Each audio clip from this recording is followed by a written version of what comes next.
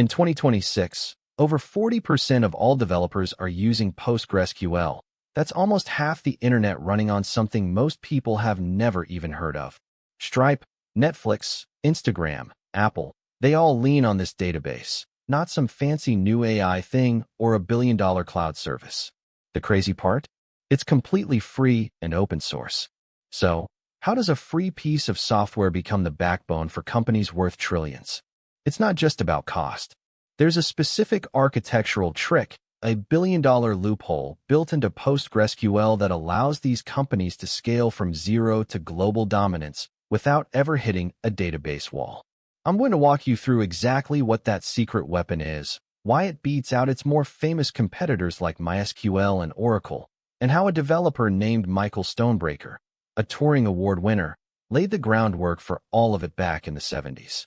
And stick with me, because the last part of this is the specific strategy Stripe used to push PostgreSQL further than anyone thought possible, and it's a playbook you can steal for your own projects.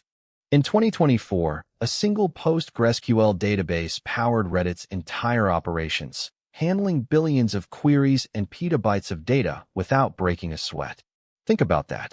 A critical piece of infrastructure for a top 10 US website, driven by technology that's often overlooked in the hype cycles of AI and blockchain. We're talking about PostgreSQL, the quiet workhorse behind countless apps you use daily, from Instagram to Stripe, Netflix to Zoom.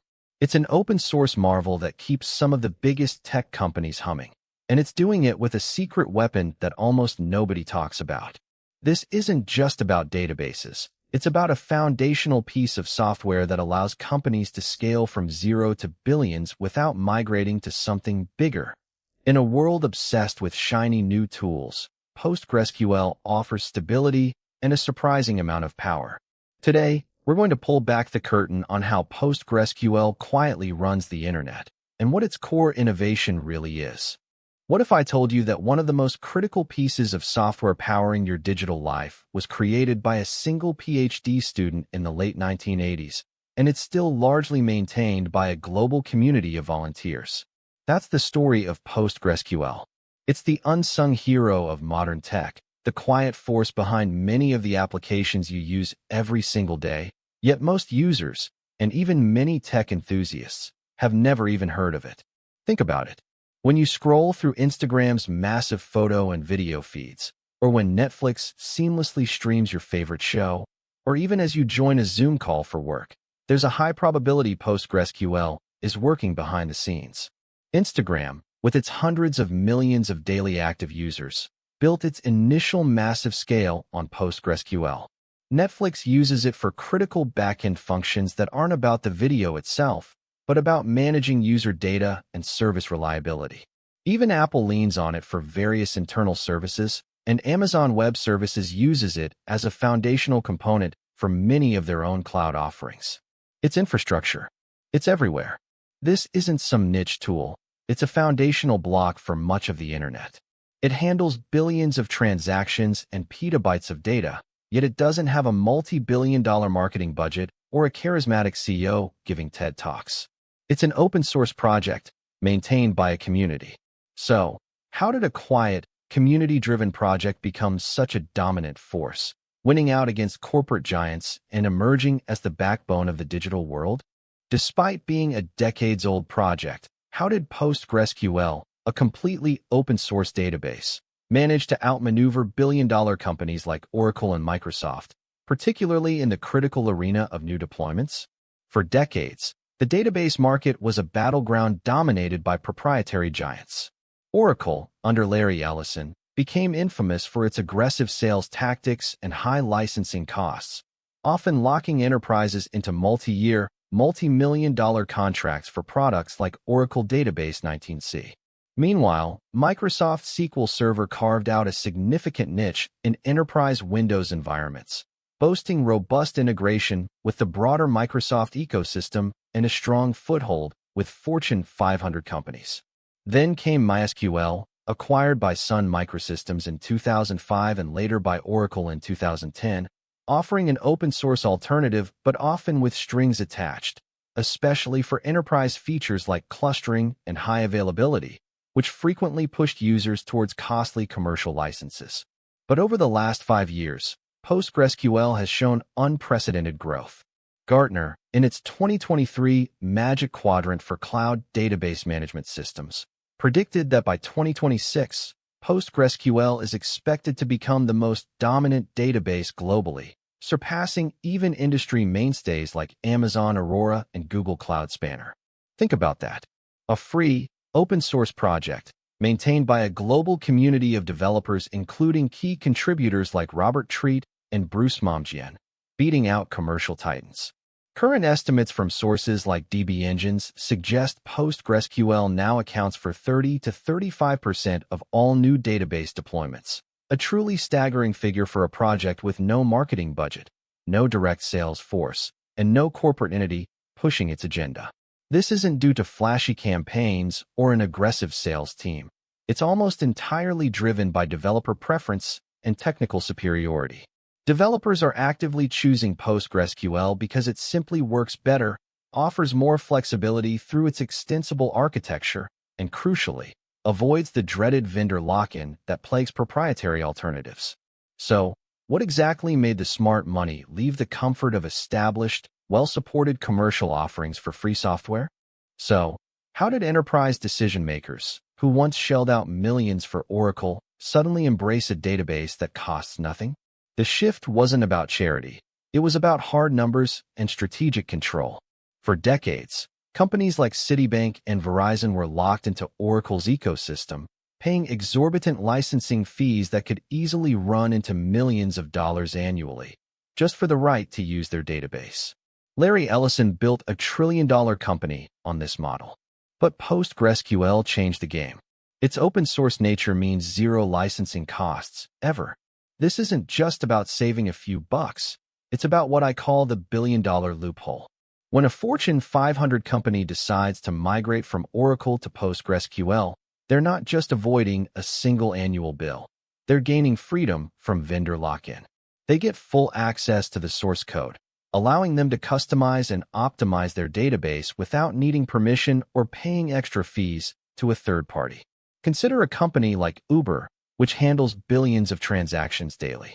Moving even a fraction of their data infrastructure to PostgreSQL could save them tens of millions, if not hundreds of millions, in operational costs over time. Across the industry, these savings add up to billions annually for enterprises who make the switch. It's a strategic move, giving them more control, more flexibility, and significantly more capital to invest elsewhere. But this shift in power dynamics leads to an interesting question. If everyone is using free software, how do the cloud giants monetize this? What if I told you that the companies who once sold you server hardware are now actively helping you avoid vendor lock-in, using the very open-source software they once competed against? That's the strategic pivot of the major cloud providers. Amazon Web Services, Microsoft Azure, and Google Cloud aren't just tolerating PostgreSQL, they're actively championing it, integrating it deeply into their core database offerings. Take AWS, for instance. They launched Amazon Aurora for PostgreSQL, their proprietary database service that's compatible with PostgreSQL, and also offer RDS for PostgreSQL.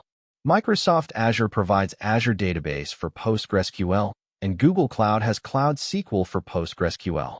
These aren't just wrapper services. These cloud giants are pouring engineering resources into optimizing and supporting PostgreSQL because it offers a critical escape hatch from the crushing licensing fees and restrictive terms of traditional proprietary databases. For cloud providers, this isn't altruism. It's a strategic move to win over enterprise clients. They can offer a robust, high-performance database solution without passing on those enormous Oracle or SQL Server licensing costs. As a result, companies like Expedia Group, which publicly discussed their migration from Oracle to AWS Aurora PostgreSQL, found significant cost reductions and increased agility.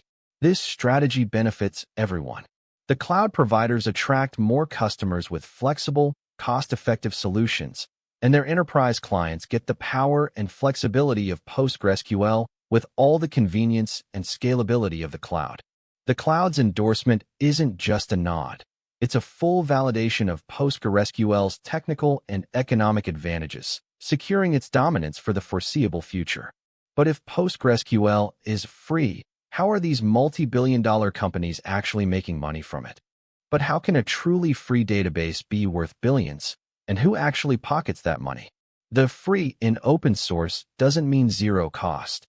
It signifies a massive shift in how value is created and distributed in the tech ecosystem.